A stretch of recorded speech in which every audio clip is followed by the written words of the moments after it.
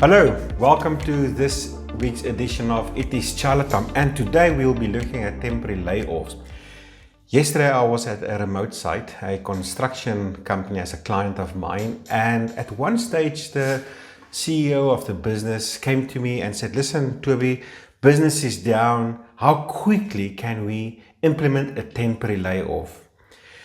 Now, as you may know, if you're an HR manager, for instance, or a legal advisor, that temporary layoffs, there can be complications in it, because in a way, if you unilaterally impose a temporary layoff, which in my view, I suppose many employers anyway does, it can be considered as a breach of contract, for instance, or even a unilateral change in terms and conditions of employment, and even the argument goes an unfair suspension. Typically, why? Because an employer, like sort of part of the discussion yesterday, is let's just type out a brief letter and give it to the staff, and as from tomorrow you are all now on unpaid temporary layoff, maybe for a month or 2 months or whatever the case may be. But the confusion comes in now. An employee then goes to the CCMA and files an unfair labor practice dispute in terms of section 186 subsection 2 of the Labor Relations Act. Let me read it for you.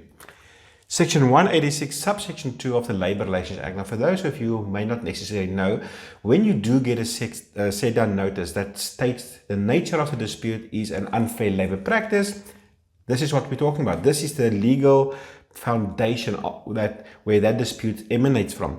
So, among others, we'll be looking at subsection 2, subsection B, okay? An unfair labor practice means any unfair act or omission,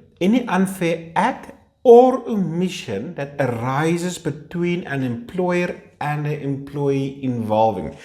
Let us just stop there for a moment. The problem with this regime, the unfair labor practice regime, it is very general. It is not specific like unfair dismissal disputes. You know, when it comes to the fairness of a procedure, let's say for a misconduct dismissal, you have the Code of Good Practice, Schedule 8, subsection 4. It explains you exactly the procedure. Unfair labor practice, it just says any act. I mean, one of the elements of unfair labor practice, for instance, is the issuing of a warning. How must you give a warning? Well, we have addressed that in terms of the common law in one of our other videos. But the point is, there's no regulation here that say how an employer must issue a written warning. Yet, an employee can file an unfair labor practice dispute based on any act or omission in terms of how a written warning was issued to him or her. But similarly here, subsection B, the unfair suspension of an employee or any other unfair disciplinary action short of dismissal in respect of an employee.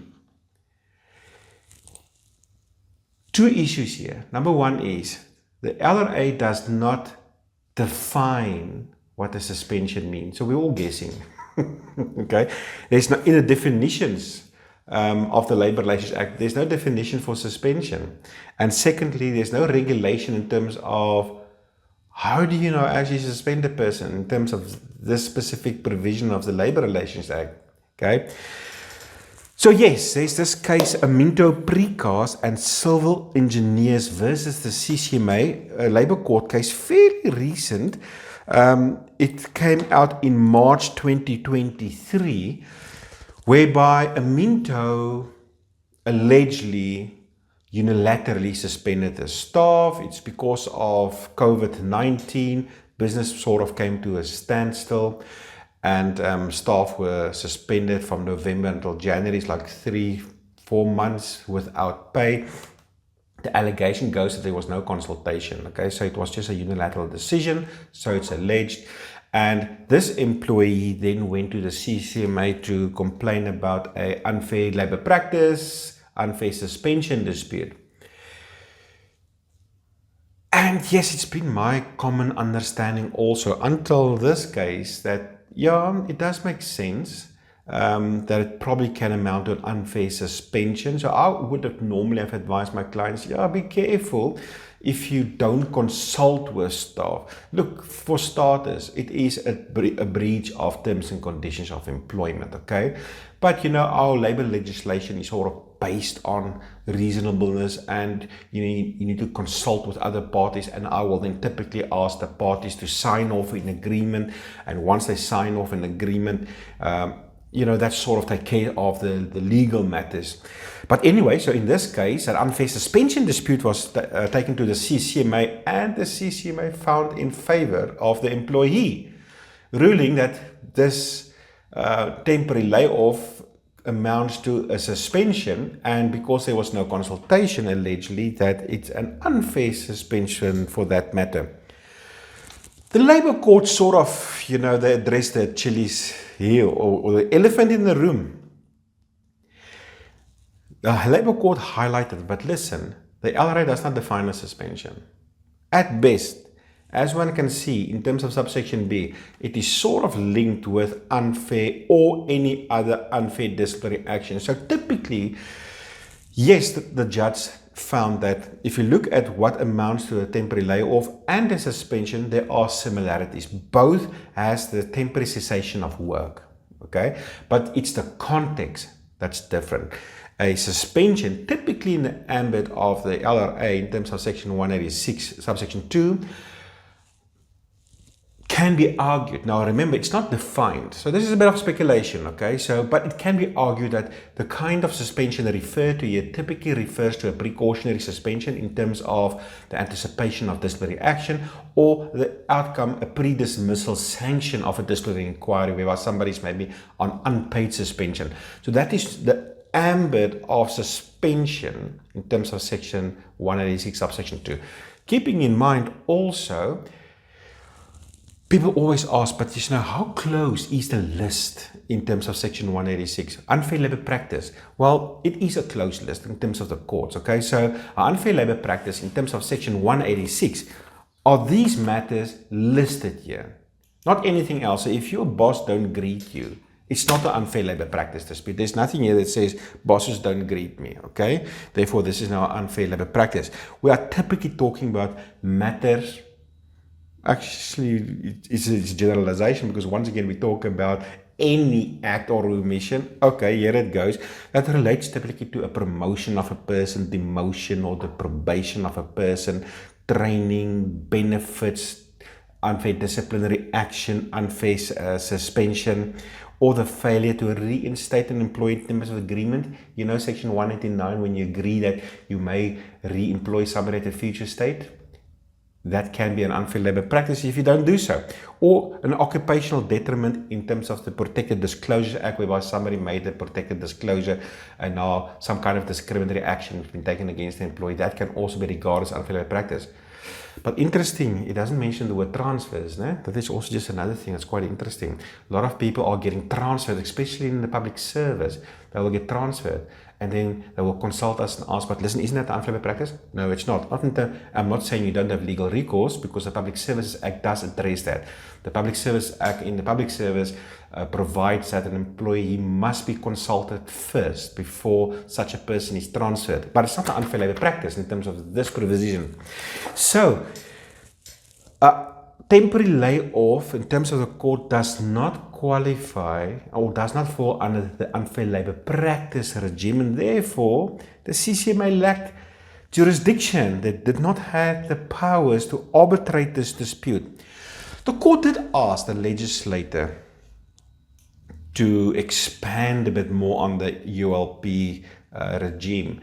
For instance, by saying, listen, maybe we should include a definition for suspension in terms of the LRA. Also, maybe we should have some more specific regulations in terms of how do you send somebody on a temporary layoff. Just a bit of a dotted line here just comes to mind now. When on unfair suspensions, there's always this argument, but should you consult somebody before you suspend them? Not temporary layoff, suspend them. And it's always been an understanding for a long time that you need to consult an employee so that person can make representations why not to suspend. The Constitutional Court 2-3 years ago sort of put finality into this. And they also said Section 186 is general. It's any act or omission. the fairness thereof are determined by the facts. But there's no strict regulation or provision that provides that parties must consult before you suspend somebody. So you don't, as an employer, have to consult with your staff before you suspend them in terms of unfair labor practice disputes that is. Once again, if you're in the public service, there are collective agreements that provide these regulations. So if you're in the public service, that's why you'll find the presidency, for instance, before they suspend somebody, they will always ask them to make representations why not to be suspended. It's in the collective agreements. But interesting, the court then also suggested, now this is only a guide, but it's not law in South Africa. He said maybe the legislator in South Africa should adopt the Canadian approach. In the Canadian Labour Relations Code, okay, there's actually a 3-stage process that must be followed before you send somebody on temporary layoff.